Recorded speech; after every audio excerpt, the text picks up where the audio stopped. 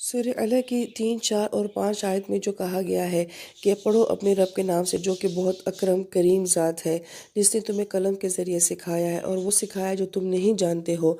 इन आयत का रब्त आपस में बहुत ही खूबसूरत है।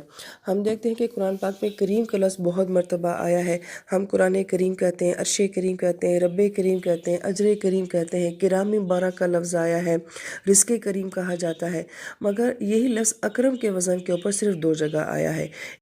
एक मरतबा इस सूरत मुबारक में और दूसरी जगह इन्नमा अक्रमकुम इंदिल्लाहि अतकाकुम कि तुम में से अल्लाह के नज़दीक सबसे ज़्यादा मुत्तकी वो है जो तुम में सबसे ज़्यादा करीम है।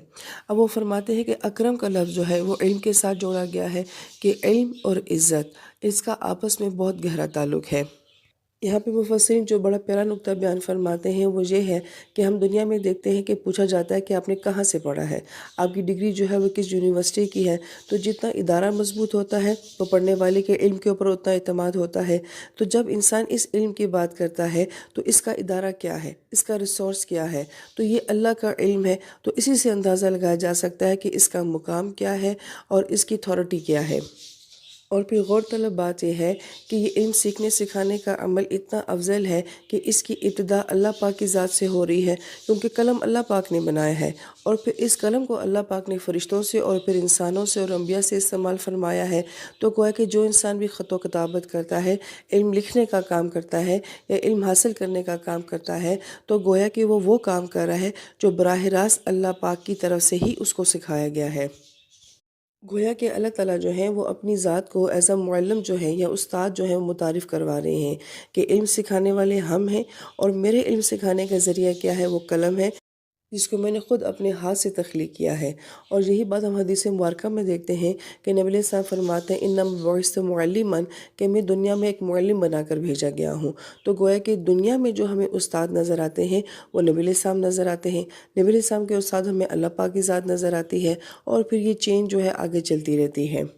गौरतलब बात यह है कि जो इस चेन के साथ, इस ज़ंजीर के साथ जुड़ जाता है तो इसका एक सिरा कहाँ जा रहा है, वो ऊपर अर्श में अल्लाह पाक के पास जा रहा है। इसलिए फिर हदीस पाक में जब नबी साहब ये फरमाते हैं कि तुम में से सबसे ज़्यादा बेहतरीन वो है जो इल्म सीखने वाला और सिखाने वाला है। हदीस मुबारक में जो अल्फाज आते हैं कि अल्लामा और अल्लामा हो कि जो इल्म सीखने वाले हैं और फिर वो इस इल्म को आगे तकसीम करते रहते हैं, आगे दूसरों को सिखाते रहते हैं। और जो तालीम का अमल होता है ये एक दिन का नहीं होता, इसमें वक्त लगता है। तो गोया कि इनकी ज़िंदगियाँ जो हैं वो इस इल्म के साथ गुजर जाती हैं। ये अल्लाह की बेहतरीन मखलूक कहलाती हैं। मुफस्सिर किराम जी फरमाते हैं कि पहली वही में ही इकरा का ज़िक्र आता है, फिर उसकी तकरार का ज़िक्र आता है, फिर कलम का ज़िक्र आ रहा है और फिर इल्म का ज़िक्र आ रहा है। तो गोया कि पहली वही में ना इबादत का तज़किरा हमें मिल रहा है, ना किसी हकूक़ वाजिबात का तज़किरा हमें मिल रहा है। सबसे पहला तज़किरा हमें इल्म का मिल रहा है। और फिर अक्सर मुफस्सिरीन के नज़दीक जो दूसरी वही है वो सूरह कलम है और वो सूरह कलम की भी पहली आयत में अल्लाह पाक कलम ही की कसम खा रहे हैं। तो गोया कि अल्लाह के नज़दीक इल्म की क्या अहमियत है, इसका मुकाम हमें वही की तरतीब से ही पता चल जाता है। और मुफस्सिर किराम ये नुक्ता बयान फरमाते हैं इसकी वजह क्या है कि जिस इंसान के पास इल्म आ जाता है वो रब को भी पहचान लेता है, वो इबादत को भी पहचान लेता है, वो अपने हकूक़ को भी पहचान लेता है। लिहाजा बजाय है कि उन सब बातों का तज़किरा किया जाए तो उस बेसिक बात का तज़किरा पहले किया गया है जिससे ये सब कुछ हासिल होता है। जो वही के नज़ूल की तरतीब बताई गई है तो उसमें पहले अलग की आयत आती हैं, फिर कलम की आयत आती हैं और फिर उसके बाद मुज़म्मिल की आयत का तज़किरा आता है। तो तीसरी वही में जाकर जो है नबी अलैहिस्सलाम से नमाज़ पढ़ने का कहा जा रहा है और फिर मुद्दस्सिर में जो है वो आपको दावत का हुक्म दिया जा रहा है। तो गोया कि एक तरतीब बताई जा रही है कि इल्म सीखा जाता है, फिर उसको इबादत के ज़रिए अपने अंदर उतारा जाता है और फिर इस इल्म को आगे लोगों में तक़सीम किया जाता है। नबी साहब फरमाते हैं कि इल्म मोमिन की गुमशुदा मता है। आप यहाँ पे देखिए कि मोमिन का लफ्ज़ आया है, मुस्लिम का लफ्ज़ नहीं आया। कि जो अंदर से ईमान की चाशनी को, उसकी हलावत को समझता होगा तो गोया कि वो इल्म को तलाश करेगा, जैसे कि उसकी बहुत कीमती चीज़ जो है वो गुम गई है।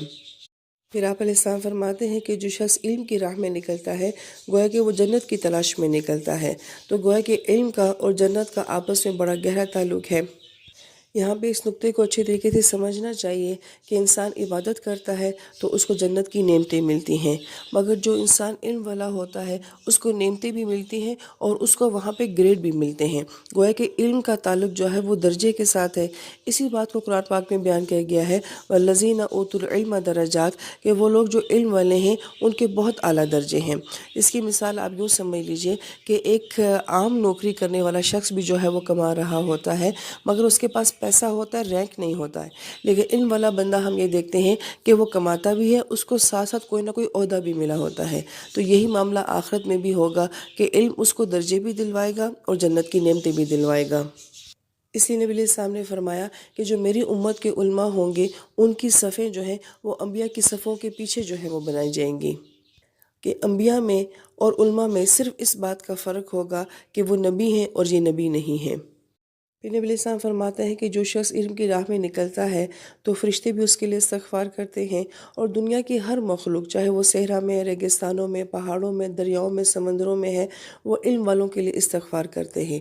اس کی کیا وجہ ہے کہ وہ ہمارے لیے معافیاں مانگتے ہیں؟ کیونکہ یہ لوگ اپنے علم سے لاکھوں لوگوں کو نفع پہنچانے والے ہوتے ہیں۔ اس سے نبی علیہ السلام کی بہت ہی خوبصورت حدیث مبارکہ کہ ایک طرف شہید کے خون کو تولا جائے گا اور ایک طرف علماء کے قلم کی سیاہی کو تولا جائے گا، تو انسان سوچ سکتا ہے کہ کیا شہید کے خون کے اوپر علماء کے قلم کی سیاہی جو ہے وہ غالب آ جائے گی؟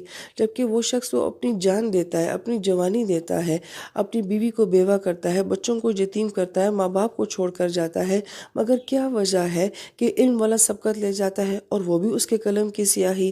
تو فرمایا مفسرین کرام نے کہ اس کی وجہ کیا ہے کہ جب کوئی انسان شہید ہوتا ہے تو وہ جتنے بھی کافروں کو مار کے مرا ہے وہ بہت لیمیٹڈ ہوں گے، مگر ایک عالم جو ہوتا ہے وہ اپنے علم سے نہ جانے کتنے کافروں کو مسلمان کر دیتا ہے، کتنے گنہگاروں کو جو ہے وہ توبہ کروا دیتا ہے، کتنے بھٹکے ہوئوں کو جو ہے وہ راستہ دکھا دیتا ہے۔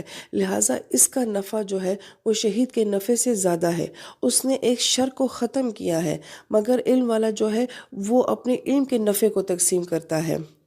اگر ایک نے اندھیرا دور کیا ہے تو دوسرے نے اجالا کیا ہے، تو گویا کہ روشنی کرنے والا جو ہے وہ غالب آ جاتا ہے۔ لہٰذا اس کے بہت ہی حدیث مبارکہ کے خوبصورت نکات ہیں جو محدثین کرام بیان فرماتے ہیں۔ یہاں پہ اسی بات کے اوپر اکتفا کرنا کہ قلم کی سیاہی اگر شہید کے خون کے اوپر غالب آ جاتی ہے تو پھر عالم کی اہمیت جو ہے وہ ایک شہید کے اوپر زیادہ ہوتی ہے۔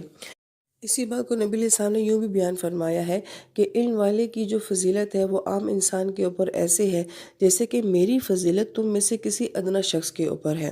اب پہلی بات تو یہ کہ نبی علیہ السلام کی فضیلت ہمارے اوپر کیا ہے، اس کا اندازہ ہم میں سے ہر امتی اچھے طریقے سے لگا سکتا ہے، لیکن آپ کی حدیث مبارکہ میں ہے کہ ادنا جو تمہاری کمیونٹی میں، یعنی کہ تم میں جو ادنا شمار کیا جاتا ہے، جس کو تم ادنا سمجھتے ہو، اس کے اوپر جو میرا مقام ہے وہ علم والوں کا تمہارے اوپر مقام ہے۔ اسی بات کو نبی علیہ السلام یوں بھی بیان فرماتے ہیں کہ ایک شخص عبادت کرنے والا ہے اور ایک شخص جو ہے وہ علم سیکھنے والا ہے، تو عالم کی فضیلت عابد کے اوپر ایسی ہوتی ہے جیسے کہ 14ویں کے چاند کی تمام ستاروں کے اوپر ہوتی ہے۔ جب چاند چمکتا ہے تو اس کی روشنی زیادہ نظر آتی ہے یا کہ پھر ایک کسی ستارے کی؟ اگر آپ اس حدیث مبارکہ کی گہرائی میں بھی جائیں تو ستارے کی روشنی کم کیوں ہوتی ہے اور اس کو تشبیہ عابد سے کیوں دی گئی ہے؟ کیونکہ انسان کی عبادات کے اثرات اس کے اوپر ہوتے ہیں، اس کی اپنی ذات کے اوپر ہوتے ہیں، یا وہ اپنی جنت کے لیے یا اپنے آپ کو جہنم سے بچانے کے لیے جو ہے وہ سجدہ کر رہا ہوتا ہے۔ لیکن جو علم والا ہوتا ہے وہ دوسروں میں تقسیم کر رہا ہوتا ہے، وہ دوسروں کو دے رہا ہوتا ہے۔ اس لیے چاند کی روشنی کے ساتھ تشبیہ دی گئی ہے کہ وہ پھیلتی ہے اور وہ دوسروں کو نفع دیتی ہے۔ تو جو انسان بھی اپنی ذات سے دوسروں کو نفع دینے والا بنے گا اور اس کا بہترین ذریعہ علم ہی ہو سکتا ہے، اس کی فضیلت یقیناً دوسرے کے اوپر ہوگی۔ ان تمام باتوں کی گہرائی میں جائیں، اصل مقصد کیا ہے؟ دوسروں کے کام آنا، دوسروں کو نفع پہنچانا۔ بدترین فخر وہ ہے جو کہ علم کا فخر ہوتا ہے، اور بدترین علماء آسمان کے چمڑے کے نیچے وہ شمار ہوتے ہیں جو علم کے باوجود بھی بے عمل رہ جاتے ہیں۔ لہٰذا علم فخر کے لیے نہیں ہے کہ میں عالم ہوں اور میری بڑائی ہے، بلکہ یہ اس نسبت سے ہے کہ ہم نے اس علم کو دوسروں میں تقسیم کرنا ہے۔ آپ یہاں پہ ایک نقطہ نوٹ کیجئے کہ کوئی ہمارے پاس آ کے راشن مانگتا ہے، کوئی مدد مانگتا ہے، ہم اس کو کتنا ایک دے سکتے ہیں اور کہاں تک دے سکتے ہیں؟ نہیں۔ لیکن اگر ایک شخص اپنے علم کے ذریعے اس انسان کو اس ہستی کے ساتھ جوڑ سکتا ہے جو اس کے سارے مسائل کا حل کر دے گا، تو یہ زیادہ بڑا نفع نہیں ہے۔ لہٰذا آپ کسی بھی اور طریقے سے کسی انسان کو بہترین سپورٹ نہیں کر سکتے جتنا کہ آپ علم کے ذریعے کسی انسان کو سپورٹ کر سکتے ہیں۔ اس لیے وہ شاگرد جو آج آپ کے سامنے نیچے بیٹھ کے آپ سے علم حاصل کر رہا ہوتا ہے اور آپ ممبر پہ بیٹھے ہوتے ہیں، پھر ایک وقت ایسا آتا ہے کہ وہی شاگرد آپ کے مقام پہ آپ کے ممبر پہ آ کے بیٹھ جاتا ہے، کیونکہ آپ اس انسان کو اپنی سطح کے اوپر لے کر آتے ہیں، اس کو اپنے معیار کے اوپر لے کر آتے ہیں۔ یہ چیز ہم زکوٰۃ، صدقات یا کپڑے دے کر یا باقی چیزوں کے ذریعے ہم نہیں کر سکتے کہ کسی کو ہم اپنے مقام کے اوپر لے کر آئیں۔ لیکن آپ یہاں پہ بہت گہرا نقطہ نوٹ کریں کہ استاد جو کچھ بھی شاگرد کو دے رہا ہوتا ہے، شاگرد وہ سب لے کے اپنے ہی استاد کی سند پہ آ کے بیٹھ جاتا ہے، تو گویا کہ استاد جو ہے وہ شاگرد کو اپنے مقام پہ لا کے کھڑا کر دیتا ہے۔ یہ بہترین مثال ہوتی ہے کسی انسان کو کھڑا کرنے کی، اسی لیے علم کی جو فضیلت ہے وہ باقی تمام عملوں کے اوپر بھاری ہو جاتی ہے۔ لیکن ساتھ ساتھ یہ بات بھی ہمیشہ علم والوں کو اپنے ذہن میں رکھنی چاہیے، بالخصوص ہم جیسے لوگوں کو، کہ اگر انسان علم والا ہے مگر اس کا عمل نہیں ہے تو پھر قرآن کہتا ہے کہ یہ خچر ہے، جس کے اوپر کتابوں کا بوجھ جو ہے وہ لاد دیا گیا ہے۔ تو ہم اللہ تعالیٰ سے یہی دعا کرتے ہیں کہ مالک اللہ، ہم میں سے کوئی بھی آپ کے دین میں، آپ کے قرآن کے ساتھ، آپ کے علم کے ساتھ اس لیے نہیں جڑتا کہ وہ اپنے آپ کو خچر بنانا چاہتا ہے۔ ہم بھی نور کے ممبروں پہ بیٹھنا چاہتے ہیں، ہم بھی درجات چاہتے ہیں، اس لیے اللہ تعالیٰ ہمیں وہ علم نصیب فرمانا جو ہمیں 14ویں کا چاند بنا دے، ہمیں وہ علم نہ دینا جو ہمیں خچر اور گدھا بنا دے۔ آمین یا رب العالمین۔